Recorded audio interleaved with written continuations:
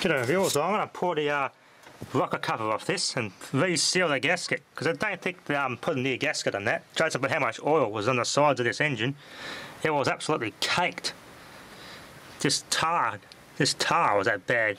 So I might put some of that blue RTV silicone on it. That'll stop the leak and the engine should stay cleaner a lot longer. Looking under that cap with the torch, underneath there looks all brand new, like engines should look when they've been well maintained. Now I checked the oil, it's about that much past, about 2 inches actually, above the fall line. Goes to show how much bloody petrol's got into the sump. So, all because of one bloody intermittent flooding carburetor. Bizarre as shit of a carby anyway. It's a pain in the ass for that. It's normally in this area here they just keep flooding and they just play up. What anti-pollution crap that's on it.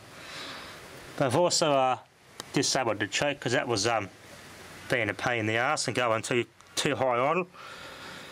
It's not bad with that. It's just I can just warm it up normally and it runs quite well. Even idle's better. That's the only thing letting this engine down is that carby. Anyway, let's get that rocker cover off and put some gasket RTV silicone on it. That will stop the leaks. Yeah, there's absolutely no gasket glue on there to assist with the sealing. It's just put the gasket on, set it on, and did it up. No RTV silicone, nothing. So the gasket itself's in good nick. It's all in perfect shape actually. It just wasn't adequate enough to seal. But look how clean this thing is. This engine's brand new. This is what your engine should look like underneath when it's well maintained. That's what it's got to look like. Look at that. That's what your engine's supposed to look like inside. If you look after your car and change your oil a lot, it looks good. Bit of screwing on that cam lobe there for some reason. This does get a lot of good oil pressure up here. You can see oil goes everywhere up here, so I don't see why it would be scored. See, oil sits in there, and the cam lobe dips in there and gets good lubrication. It splashes all everywhere in there like it should. So the gaps would be right. So I've done 50,000 K since rebuild, so they're pretty good.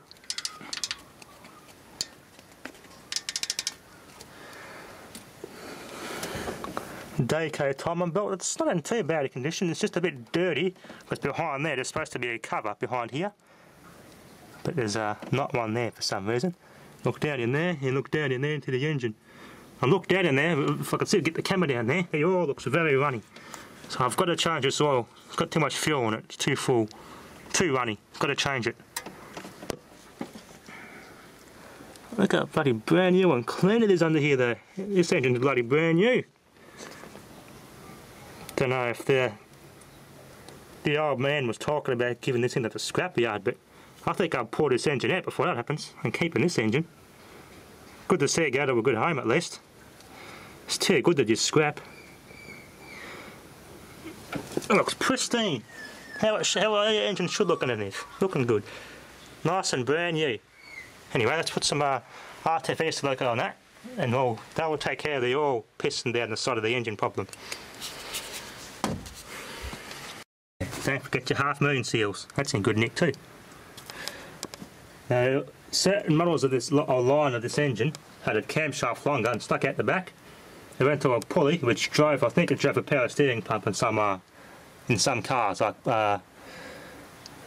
some cars in America that use this engine, the Chryslers I think. They had a pulley at the back, I think drove a power steering pump. This doesn't have that, it's just got the ordinary normal rocker cover with that seal blocking it off. Probably a stupid idea anyway. I don't know why you want to drive a power steering pump or anything like that off the camshaft.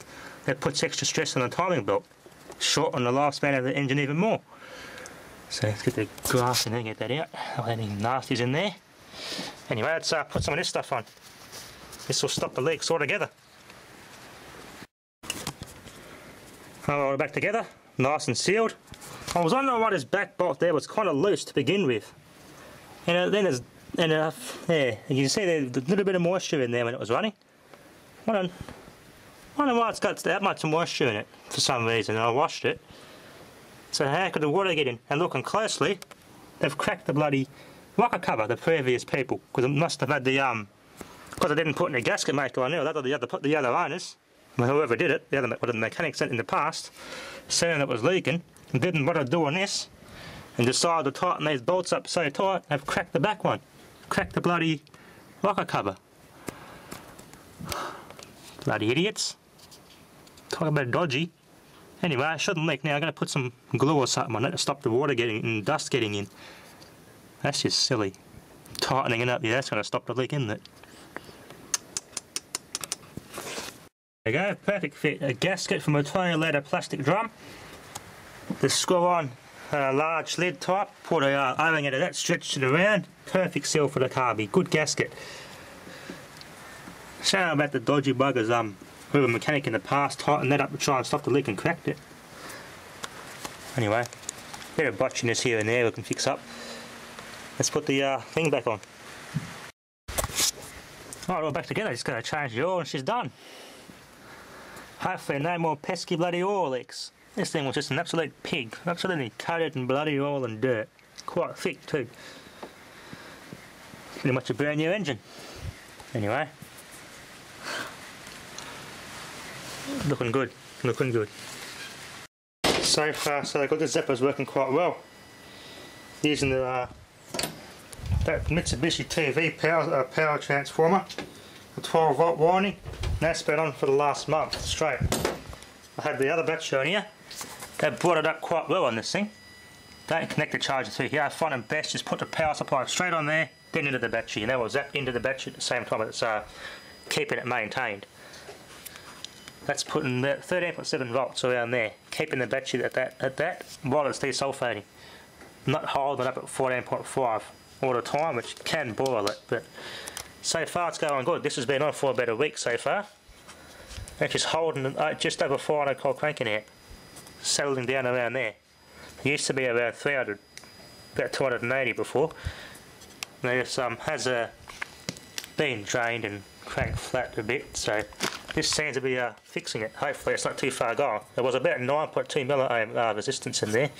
Now it's went down to about 8.2. Hopefully, a bit more desulfation, we'll get it well below 8 milliohms. Hopefully, you can get much more life out of this battery yet. Anyway, that'd be it for now. I'll put this back where it was and it can be my storage van. Have a couple of vans to store stuff in. They make great mobile storage sheds. That'll be coming up sometime in the near future. I'll tear that down.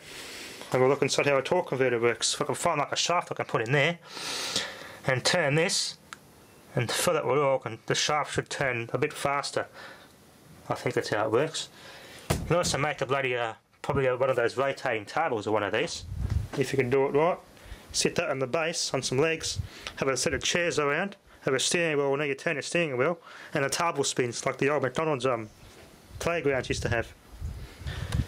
If this works the same, I might be for high torque, or if you can find a high speed version one of these to do that, or a high torque one and high speed, either way.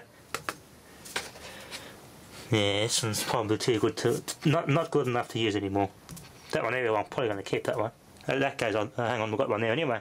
Have got a spare torque converter on that. Nice brand new one. Find the output shaft into that.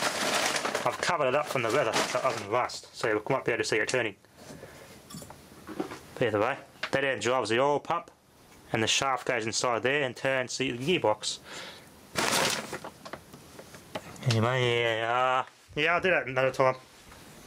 So for now, thanks for watching.